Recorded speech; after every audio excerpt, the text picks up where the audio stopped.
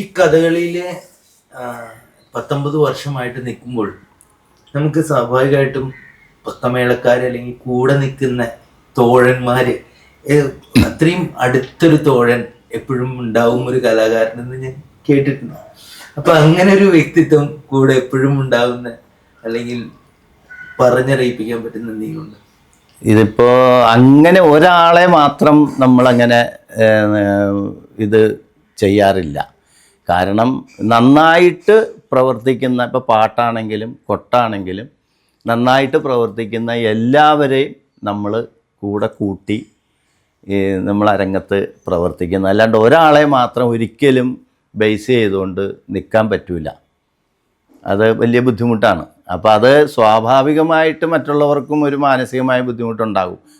ആൾ നമ്മളെയൊന്നും വിളിക്കില്ല, മറ്റേ ആളെ മാത്രമേ വിളിക്കുകയുള്ളൂ എന്നുള്ളൊരു ചിന്താഗതി സ്വാഭാവികമായിട്ടുണ്ടാകും. എനിക്കും തോന്നാം, മറ്റുള്ളവരെന്നെ വിളിക്കില്ലെങ്കിൽ അയാൾ നമ്മളെയൊന്നും വിളിക്കില്ല എന്നുള്ളൊരു ചിന്ത. അത് മനുഷ്യ സ്വഭാവമാണ്.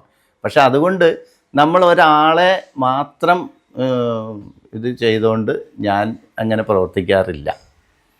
എന്നാലും നമ്മൾ ഒരു എന്തെങ്കിലും ഒരു അവതരണം വരുമ്പോൾ നമ്മൾ കെമിസ്ട്രി എന്ന് പറയില്ല, ഞാൻ കളിക്കുമ്പോൾ ഇദ്ദേഹം പാടിയാൽ എനിക്കത് കുറച്ചും കൂടി വഴങ്ങും എന്നുള്ള ഒരു സംഭവം ഉണ്ടല്ലോ. അങ്ങനെ എന്തെങ്കിലും ഉണ്ടോ എന്നാണ്. അതുണ്ട് അതിനെ കുറിച്ചൊന്ന് പറയാമോ എന്ന് ചോദിച്ചത്. അതിപ്പോഴേ നമ്മളിപ്പോ ഈ ഒരാളെ മാത്രമായിട്ട് പറയാൻ പറ്റൂല. ഇപ്പോൾ ഉള്ള അങ്ങനെ പറയുന്ന ഒരു ശരിയല്ല. നമ്മളെപ്പോഴും ഒരു വേഷം, നല്ലൊരു വേഷം അരങ്ങത്ത് പ്രവർത്തിക്കുമ്പോൾ അതിന് പറ്റുന്ന ആൾക്കാരെ നമ്മൾ പറയും അവരോട്. ഇപ്പോൾ പാട്ടിനാണെങ്കിൽ മധു ഉണ്ട്, കോട്ടക്കൽ മധു, പത്തിയൂർ ശങ്കരൻകുട്ടി, ഇവരൊക്കെ ഇപ്പം നല്ല ഇതിൽ നിൽക്കുന്ന ആൾക്കാരാണ്. പിന്നെ ബാബു നമ്പൂതിരി, വിനോദ് എല്ലാം ഉണ്ട്. ചെണ്ടയ്ക്കാണെങ്കിൽ കൃഷ്ണദാസ്, അങ്ങനെ ഉണ്ണികൃഷ്ണൻ, കലാമണ്ഡലം ഉണ്ണികൃഷ്ണൻ, അങ്ങനെയുള്ള കുറേ ആൾക്കാരുണ്ട്. അവരൊക്കെ ഏകദേശം എൻ്റെയൊക്കെ ജൂനിയർ ആണെങ്കിലും എൻ്റെയൊക്കെ ഒപ്പം പ്രായവും ഒക്കെ ഉള്ള ആൾക്കാരാണ് അവരെല്ലാം. അവർക്കൊക്കെ അരങ്ങത്ത് നല്ല ഈ ഇതുള്ളതാണ്. ഇപ്പോൾ കൃഷ്ണദാസ്, ഉണ്ണികൃഷ്ണൻ എന്ന് വെച്ചാൽ ഗോപിയാശാൻ്റെ സ്ഥിരം ചെണ്ട വായിച്ചുകൊണ്ടിരുന്ന ആൾക്കാരാണ്.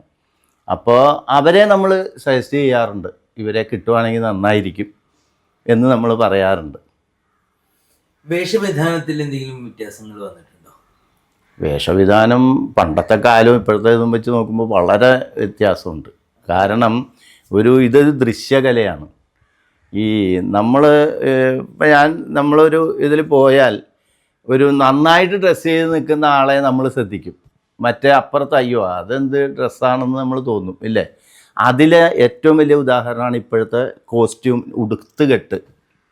ഉടുത്തുകെട്ട് ഇപ്പോൾ വളരെ നല്ല ഭംഗിയായിട്ട് അലക്കി വെളുപ്പിച്ച് നല്ല ഭംഗിയായിട്ട് നല്ല വൃത്തിയായിട്ട് ഉടുത്തുകെട്ടിച്ച് അരങ്ങത്ത് വിടുന്ന ആൾക്കാരാണ് ഇപ്പോൾ ഉള്ളത്. അതുപോലെ തന്നെ കഥകളി യോഗക്കാരും പണ്ടത്തെ ഈ ചാക്കും ഇതൊക്കെ മാറ്റി നല്ല ഇതായി. പിന്നെ ഇപ്പോൾ ഈ തുണി കൊണ്ട് ആയിരുന്നു പണ്ട് ഉടുത്ത് കെട്ടിയിരുന്നത്.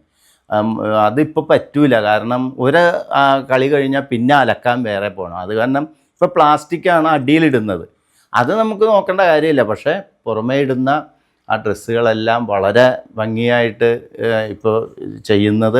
കിരീടങ്ങളൊക്കെ വളരെ നല്ല രീതിയിൽ പണി തീർത്ത് ഭംഗിയോട് കൂടിയിട്ടൊക്കെയാണ് ഇപ്പം ചെയ്യുന്നത്. ഈ വസ്ത്രാലങ്കാരം, ചായാലങ്കാരം, മുഖത്ത് ചായം തേക്കുന്ന ആ ഒരു അലങ്കാരത്തിനൊക്കെ അതിൻ്റെ ഉപയോഗിക്കുന്ന കാര്യങ്ങൾ അതെന്തൊക്കെയാണ്, ഇങ്ങനെയൊക്കെയാണ് അതിൻ്റെ അത് ഈ മുഖത്ത് ഉപയോഗിക്കുന്നത് ശരിക്കും ആ വേഷക്കാരൻ തന്നെയാണ് തേക്കുന്നത്, മുഖത്ത് വരയ്ക്കുന്നതല്ല.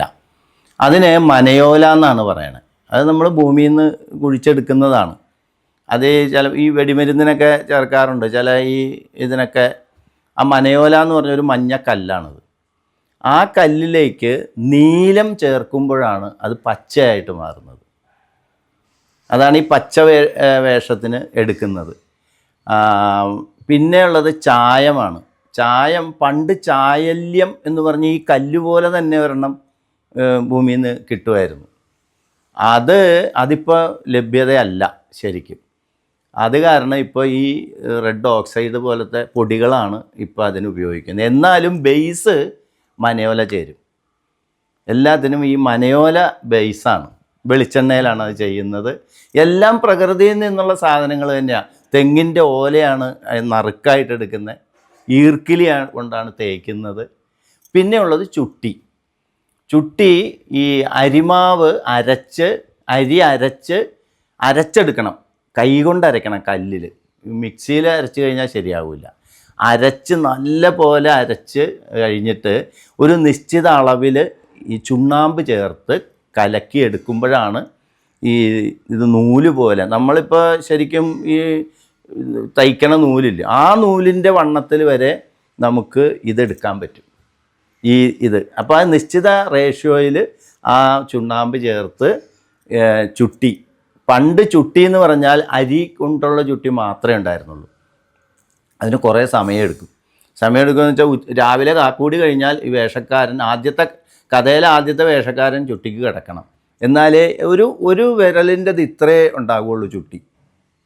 അത് രണ്ട് വശത്തും മുകളിൽ ഇട്ട് ഉണങ്ങി വന്നാലേ ഇത് അരങ്ങത്ത് കളിക്കാൻ പറ്റുള്ളൂ. അല്ലെങ്കിൽ ചവിട്ടുമ്പോൾ തന്നെ അത് അടന്നു പോകും.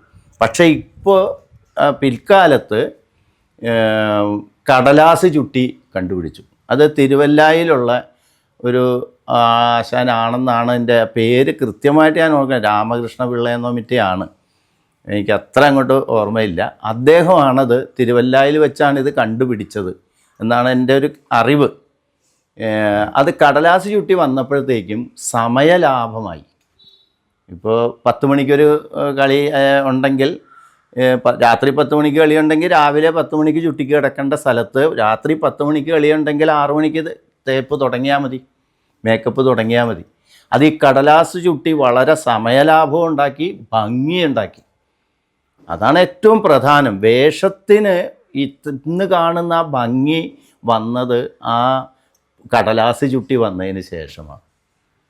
അതാണ് അതിൻ്റെ ഒന്ന്. പിന്നെ ഈ മരങ്ങളെല്ലാം കുമിഴ് എന്ന് പറയുന്ന ഒരു മരങ്ങളാണ് ഇത് കോസ്റ്റ്യൂം ഉണ്ടാക്കുന്നത്. അത് കുമ്പിളെന്നും പറയും. അതായത് കനം കുറവുള്ള ഒരു തടിയാണ്. അത് ഈ പ്രാണികളൊന്നും കടിക്കില്ല. എന്താണ് അതിൻ്റെ പ്രത്യേകത എന്ന് വെച്ചാൽ അറിയില്ല. താഴെ വീണാൽ പൊട്ടിപ്പോകില്ല, എന്നുവെച്ചാൽ ഇത് ഒരു ചതയുവേ ഉള്ളൂ. അങ്ങനെയൊക്കെയുള്ളൊരു കനം. പിന്നെ ഈ ചെറിയ പണിയാണ് ഇത് വരുന്നത്. അപ്പോൾ അതെങ്ങനെ വേണമെങ്കിലും അതിൽ നിന്നിങ്ങനെ എടുക്കാൻ പറ്റും. അത്ര പണിയാൻ എളുപ്പമുള്ള ഒരു തടിയാണ്. അതുകൊണ്ടാണ് എല്ലാം ഉണ്ടാക്കുന്നത്. കിരീടം, വള, ഹസ്തകടകം, തോൾപ്പൂട്ട്, പരുത്തിക്കാമണി, പടിയരിങ്ങാണം, ഇങ്ങനെയുള്ള സാധനങ്ങളെല്ലാം അതുകൊണ്ട് തന്നെയാണ് ഉണ്ടാക്കുന്നത്. പിന്നെ ബാക്കിയുള്ളത് തുണികളാണ്. തുണി നെയ്ത്താണ്. നെയ്തെടുക്കുകയാണ്. അപ്പുറവും ഇപ്പുറവും കരകൾ ഉള്ളത് നെയ്തെടുക്കുകയാണ് ചെയ്യുന്നത്. അത് ഉത്തരീയവും ഈ ഞൊറിയും എല്ലാം നെയ്തെടുക്കുകയാണ്. അതാണ് ആടയാഭരണങ്ങളും തേപ്പിൻ്റെയും പറയാനുള്ളത്. കൂടുതൽ വീഡിയോകൾക്കായി ചാനൽ സബ്സ്ക്രൈബ് ചെയ്യുക, അടുത്തുള്ള ബെൽ ബട്ടണും കൂടി പ്രസ് ചെയ്യുക.